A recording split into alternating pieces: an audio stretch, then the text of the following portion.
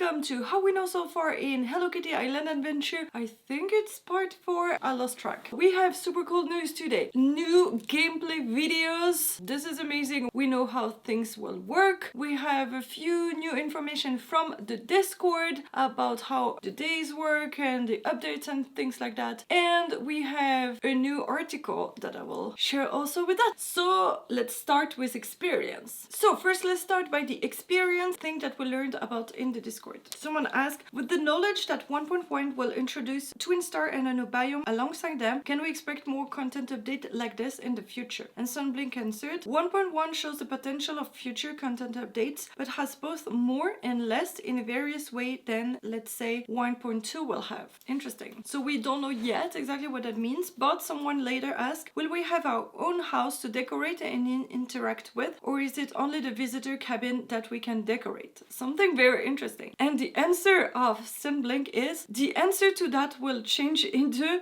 1.2 content update. So that's very interesting because we know that we must decorate cabins, but we don't know yet if we will have our own place, but also will probably have storage. So yeah, we don't know for sure. Now, this is the most important. Somebody said, I imagine some things rely on a real 24-hour cycle, waiting a day to do something, etc. If so, what harm would time travel, the act of setting the system time forward by 1 day or 2, cause? Imagine moving time forward would just advance things, but what about moving it back? Would that break the system? And yes, I am aware that changing the system time might cause me to have to re-authenticate with Apple Arcade. This is the answer from Sunblink. I would very heavily advise against adjusting your system clock. It will lock you out of any event that might happen in the future if you have ever skipped past them. For instance, if you skip ahead of August 2nd, if you then go back to August 1st, the game would not let you participate in the event of August 1st because it thinks you've already done it past it. I was wondering this. I'm not a player who used time travel at all. I don't think I ever did, but I know that a lot of people do that, and usually it's not really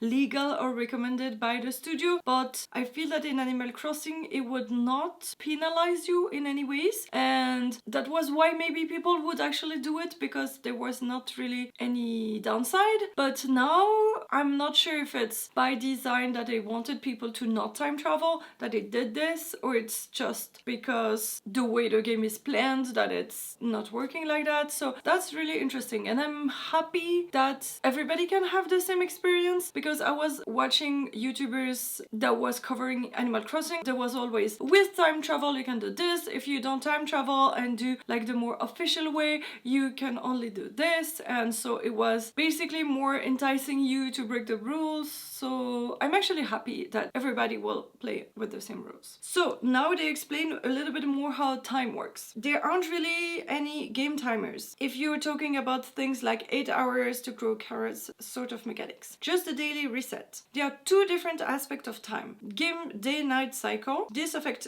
critters and fish spawn, and certain quests only happen at certain times a day. It takes less than half an hour. I believe we went with 24 minutes, but may have been 20. This, now I understand more what they say, is that if you want to fish a specific fish that is only at night, when the day goes back to day, then this fish is not available, but then when 24 minutes later it goes back to night again, then you can start trying to fish that fish again. It's not a limitation of quantity per day or something like that. It's when the night's over, you can have a day, and the next night you can try again to catch this fish. And then the real time daily reset. This happens every day and affects things like events, character birthdays, gifts, and world spawns, and store inventory. Oh, interesting. So I guess there will be like different things on the store each day. That's very cool. The reset happens at midnight MST. So it's mountain time, mountain standard time.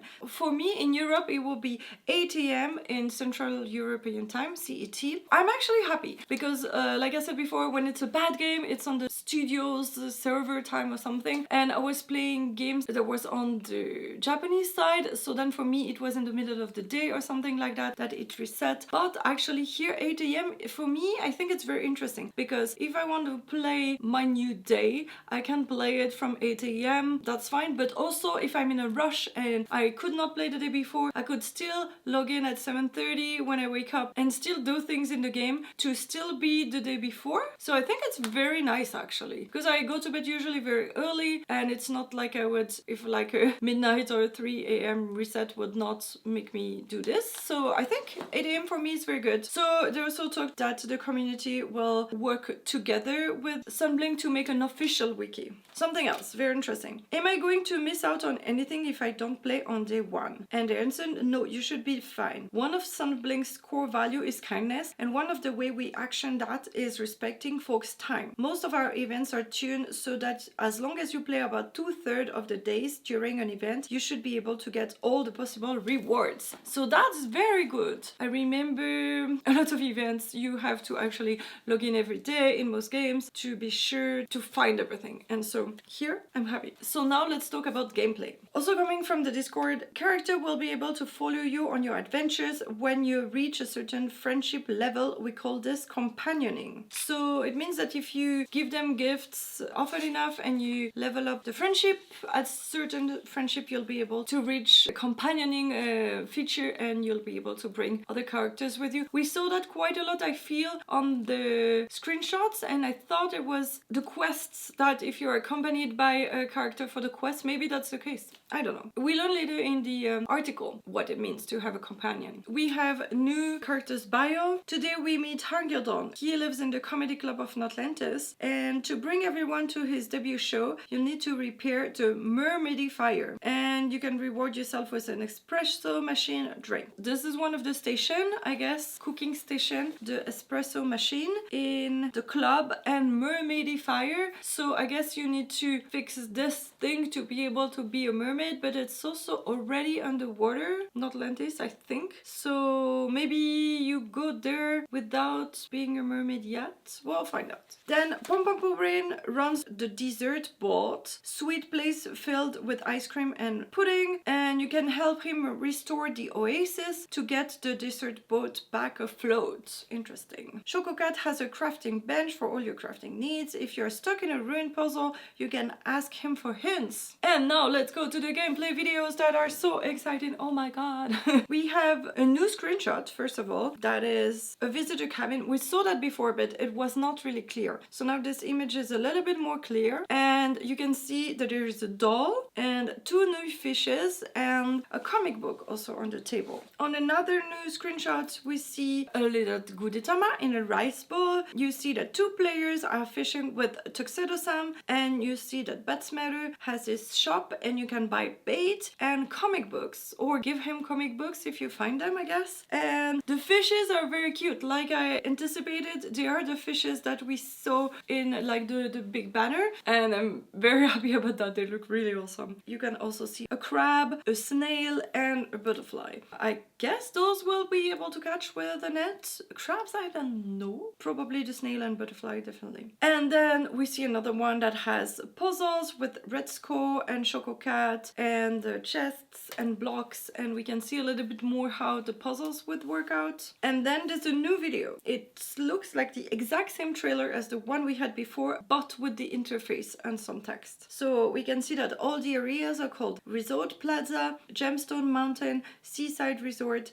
Icy Peak, Red Hot Ruins, Gemstone Mines, Rainbow Reef, and the Dance Hall. So on this new video you can see the user interface, and on the bottom left you have the navigation. So when you're holding your phone like that, there's kind of the stick. Sometimes you can move to one side or the other. I don't know if you're left-handed or right-handed. I don't know if it will bring the kind of joypad, visual joypad, to the other side. So that's on the bottom left now. If you use a controller, probably you don't see that. On the bottom right you have the tool, and it switches different from what you have in your hands, I guess, from camera to net to water can to a wand when you're underwater. Sometimes we even see a chat bubble. And the top right you see the inventory and the menus. Then inside the house you have apparently a different kind of menu for decorating. Then you have the rotate and the minus. Probably the minus is to put something in the storage, and when you are in a puzzle you have a pick up and a drop. I feel like this arrow down to drop is very basic, and maybe it's not the finished interface because it looks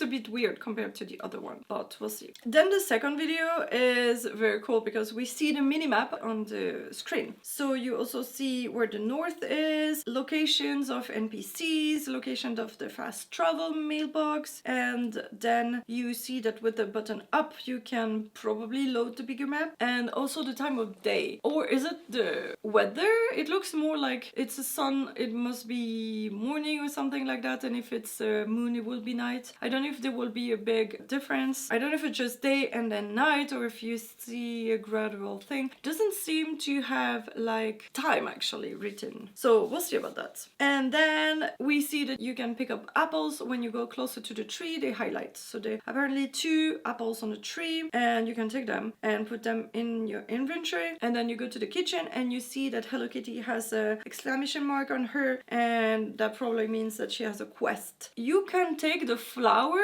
on the shelf of the cafe, and that's very interesting. And then apparently when you open to cook and you don't know the recipe yet, it says mystery. So now you're cooking a mystery recipe, so either you know it or you'll have to try different things to find out the recipes probably, or people will give you the recipe and then you can make it again. We'll see. And on the ingredient tab we have an apple, a banana, a pineapple, a pumpkin, then it looks like a chocolate coin maybe. And the last 3 things, I in one other things I saw that you got a tofu cube. It must be the last one, but the other 2 I'm not really sure what they are actually. It looks like bacon but not really bacon, and something like another cube with flowers. I don't know. What are your speculations about these? And apparently when you gift, you can gift fruits or big goods, but we saw also that the fishes have tags for gifting, so probably that you can also gift furnitures or clothing or things like that, but maybe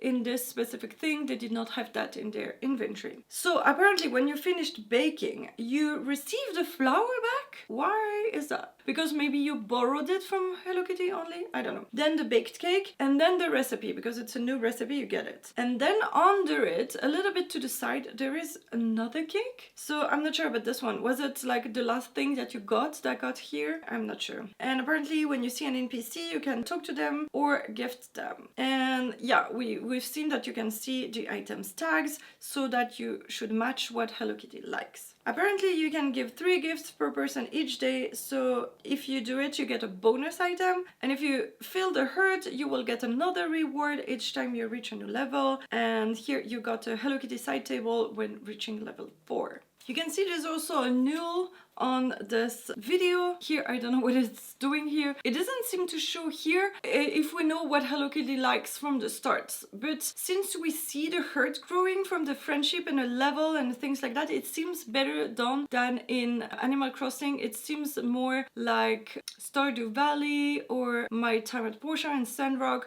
where you will have an interface with all the different characters and their friendship level. And there, maybe when you have gifted them something good that they like, you will discover that they like this or this or this. But we know a lot of the likes already because they are on the Discord in the question of the day. We saw a lot of these, so already we know what we can start gifting. And there's many different tags specifically for each of the items, and the developer have started telling a few where to get them, and some are easy to get, some are more complicated. And so then I'll probably make a video about that when we have more info, because now I have about 5 and there's maybe 30 or 50 different tags, so I guess when we know more, we'll make a specific video that knows everything. So now the last video is about fishing. Apparently, you can use this tofu cube as a bait for fishing in the oasis, and maybe you use later different things for bait for different fishes. And now here we have fished neon longtail, also has tags, and we can see that there's a shiny thing. So I don't know if it's an attribute to this neon tail, or is it an item, like like a shiny is maybe sometime a coin. I don't know, but when we fish, we got these two things. And then you can see that it puts the fish in a fish tank in the home, but you can also see a total on the table, and maybe what I think is maybe a frog and a squirrel. And in the Discord, people were talking about, is it only decoration or is it the critters that you can actually display there? But it's weird because they are on stands and not on the floor, but we saw the chicken were on the floor. So we are debating if they're just decoration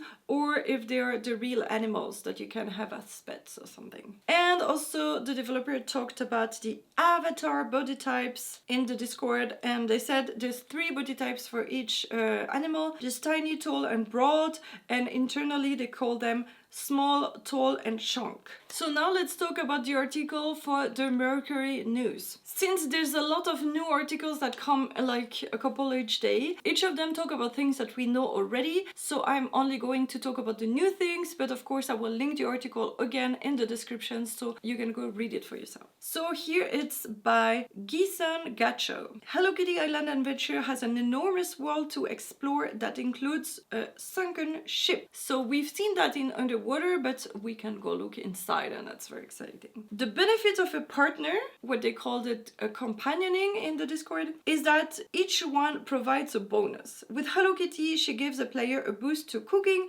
and that's helpful when visiting places such as Mount Hothead, which has a pizza oven. So that means that maybe if you cook things with Hello Kitty next to you, then you get more food or something like that. Like a second portion if you cook one, something like that. Or your food that you eat while she's here gives you more whatever, stamina. That's interesting because we've not seen a bar showing stamina or something like that. So I don't know why you need food to go to Mount Hothead. Or it means that you should bring Hello Kitty together with you to Mount Hothead because there is a pizza oven and then you cook there, and if Hello Kitty is there when you cook, then you get more. I don't know. Okay, then they talk about friendship and they said everything is the game is all about leveling those friendships. So I guess that apart from the quest, you'll spend quite a time trying to give gifts to people, and if in Animal Crossing it was a lot of work for you to go and talk to, I think we had 8 characters on your island, I'm not sure now. If it was a lot for you to go talk to everybody every day and give them gifts, remember that in Hello Kitty Island Adventure you'll have to do that for maybe 13 to 15 characters at the start, and also remembering what they like. I don't know if that will be something that's written, but still that would be a lot of work that you can do every day on this game, I guess. So that's good because you will not just finish all the things in one weekend, I guess. I want this game to be able to last me for weeks and